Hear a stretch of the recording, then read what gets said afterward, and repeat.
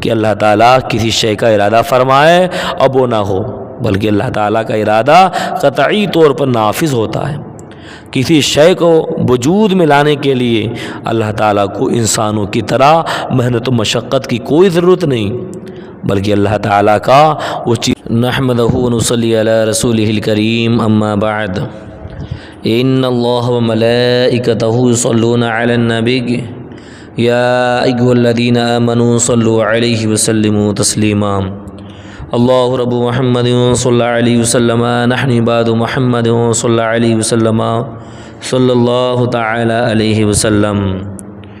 تو آج کا درس تفسیر القرآن سورۃ البقرہ آیت نمبر 115، 116 اور 117 میں آپ سب کی خدمت میں اس کا ترجمہ تفسیر آپ سب کی خدمت میں پیش کروں گا، اور پیارے سماعت کرنے سے پہلے اچھی نیتیں کر لیں۔ حضور کی حدیث پاک ہے نیت المؤمن خیر من عملہ، یعنی مسلمان کی نیت اس کے عمل سے بہتر ہے۔ میں بھی اچھی نیت کرتا ہوں، آپ بھی اچھی نیت کر لیجئے، تو چلیں سماعت کریں۔ بسم اللہ الرحمن الرحیم۔ وَلِلَّهِ الْمَشْرِقُ وَالْمَغْرِبُ فَأَيْنَمَا تُوَلُّوا فَثَمَّ وَجْهُ اللَّهِ إِنَّ اللَّهَ وَاسِعٌ عَلِيمٌ۔ ترجمہ، اور مشرق و مغرب سب اللہ ہی کا ہے، تو تم جدھر منہ کرو ادھر ہی اللہ کی رحمت تمہاری طرف متوجہ ہے۔ بے شک اللہ وسعت والا علم والا ہے۔ وَلِلَّهِ، اور اللہ ہی کے لیے ہے۔ اس آیت کی بہت سے شان نزول بیان کیے گئے ہیں۔ نمبر 1 کہ ایک مرتبہ صحابہ کرام رضی اللہ تعالی عنہم تاریک رات میں سفر فرما رہے تھے، قبلہ کی سمت معلوم نہ ہو سکی، ہر شخص نے جس طرف اس کا دل جمع نماز پڑھ لی۔ صبح کو بارگاہ رسالت میں حال عرض کیا تو یہ آیت نازل ہوئی۔ اس آیت کا دوسرا شان نزول حضرت عبداللہ بن عمر رضی اللہ تعالی عنہ فرماتے ہیں کہ اس مسافر کے حق میں نازل ہوئی جو سواری پر نفل ادا کرے، اس کی سواری جس طرف متوجہ ہو جائے اس طرف اس کی نماز درست ہے۔ اور اس آیت کا تیسرا شان نزول یہ ہے کہ جب خانہ کعبہ کو قبلہ بنایا گیا تو یہودیوں نے مسلمانوں پر اعتراضات کیے، اور ان کے رد میں آیت نازل ہوئی۔ بتایا گیا کہ مشرق و مغرب سب اللہ تعالیٰ کا ہے، جس طرف چاہے قبلہ معین فرما دے، کسی کو اعتراض کا کیا حق ہے۔ اور اس آیت کا چوتھا شان نزول جب آیت دعا ادعونی استجب لکم نازل ہوئی تو حضور پر نور صلی اللہ علیہ وسلم سے دریافت کیا گیا کس طرح منہ کر کے دعا کی جائے، تو اس کے جواب میں آیت کریمہ نازل ہوئی۔ تو شان نزول کے متعلق ان کے علاوہ اور بھی کئی اقبال ہیں۔ فَأَيْنَمَا تُوَلُّوا، تو تم جدھر منہ پھیرو، معلوم ہوا قبلہ کی سمت معلوم نہ ہو سکے تو جس طرف دل جمے خانہ کعبہ اسی سمت ہوگا، تو اسی طرح منہ کر کے نماز پڑھیں۔ اس بارے میں تفصیلی احکام جاننے کے لیے بہار شریعت یا فتاوی رضویہ کا مطالعہ فرمائیں۔ یہ یاد رہے کہ خانہ کعبہ ہی قبلہ ہے، یہاں جو اجازت ہے وہ مخصوص صورتوں میں ہے۔ وقالوا اتخذ اللہ ولدا سبحانہ بل لہ ما فی السماوات والارض کل لہ قانتون۔ ترجمہ، اور مشرکوں نے کہا کہ اللہ نے اپنے لیے اولاد بنا رکھی ہے، وہ پاک ذات ہے، بلکہ جو کچھ آسمان و زمین میں ہے سب اسی کی ملکیت میں ہے، سب اس کے حضور گردن جھکائے ہوئے ہیں۔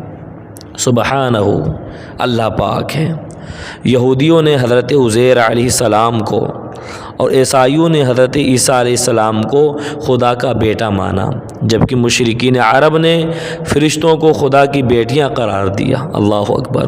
جیسا کہ تینوں چیزیں قرآن پاک میں مذکور ہیں، ان سب کے رد میں یہ آیت کریمہ نازل ہوئی۔ لہو ما فی السماوات، اسی کا ہے جو آسمانوں میں ہے، کسی کی اولاد اس کی ملکیت نہیں ہو سکتی۔ جب آسمانوں زمین کی ہر چیز اللہ تعالیٰ کی ملکیت ہے تو اس کی اولاد کیسے ہو سکتی ہے؟ اولاد حقیقت میں ماں باپ کا جز ہوتی ہے، اور آدمی اپنے جز کا مالک نہیں ہوتا۔ بدیع السماوات والارض وَإِذَا قَضَى أَمْرًا فَإِنَّمَا يَقُولُ لَهُ كُن فَيَكُونُ۔ اور وہ بغیر کسی سابقہ مثال کے آسمان و زمین کو نیا پیدا کرنے والا ہے۔ جب وہ کسی کام کو وجود میں لانے کا فیصلہ فرماتا ہے تو اس سے صرف یہ فرماتا ہے کہ ہو جا، تو وہ فوراً ہو جاتا ہے۔ بدیع، بغیر مثال کے بنانے والا۔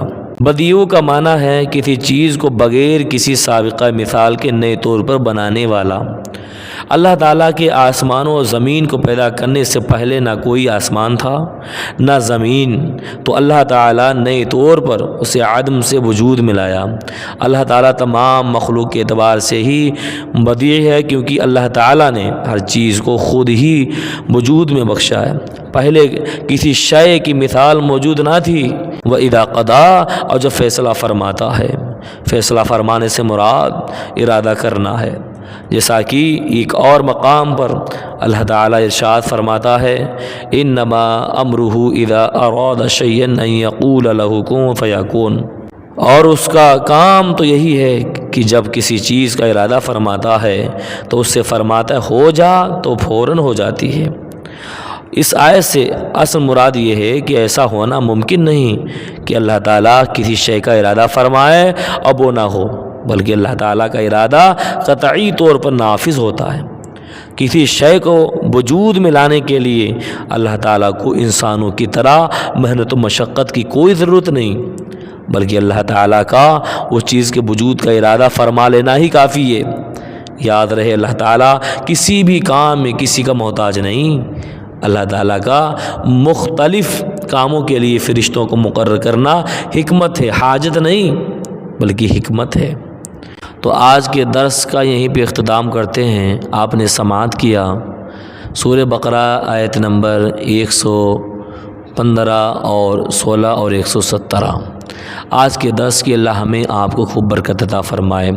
جو حضرات پہلی بار یہ ہمارا ویڈیو دیکھ رہے ہیں ان سے ہماری گزارش ہے کہ باقی آپ سورہ فاتحہ سے اگر تفسیر آپ سماعت کرنا چاہتے ہیں تو ہمارے YouTube channel Barkati online academy کی پلے لسٹ میں جائیں اور آپ کو تفسیر القرآن کے درس مل جائیں گے، اور درس نمبر آپ 1 سے دیکھتے ہوئے آئیں، انشاءاللہ ضرور آپ کو اس کا فائدہ حاصل ہوگا، اور قرآن کی اللہ ہمیں آپ کو خوب برکت عطا فرمائے۔